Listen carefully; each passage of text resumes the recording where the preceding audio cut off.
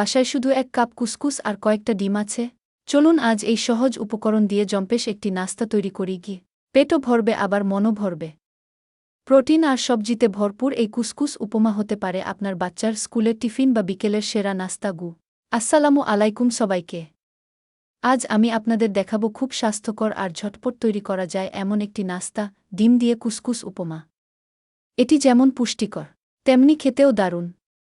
যারা সকালের নাস্তায় বা বিকেলের টিফিনে একটু ভিন্ন কিছু খুঁজছেন, তাদের জন্য এটি একদম পারফেক্ট। প্রথমে আমরা 1 কাপ কুসকুস একটি পাত্রে নিয়ে তাতে সমপরিমাণ ফুটন্ত গরম পানি আর সামান্য লবণ দিয়ে 10 মিনিটের জন্য ঢেকে রাখব। এবার একটি প্যানে সামান্য তেল গরম করে তাতে পেঁয়াজ কুচি আর কাঁচামরিচ দিয়ে হালকা ভেজে নেব। আমি এখানে কিছু গাজর কুচি আর মটরশুঁটি ব্যবহার করছি। আপনারা চাইলে আপনাদের পছন্দমতো যে কোনো সবজি দিতে পারেন। রঙের জন্য দিচ্ছি সামান্য একটু হলুদ গুঁড়ো।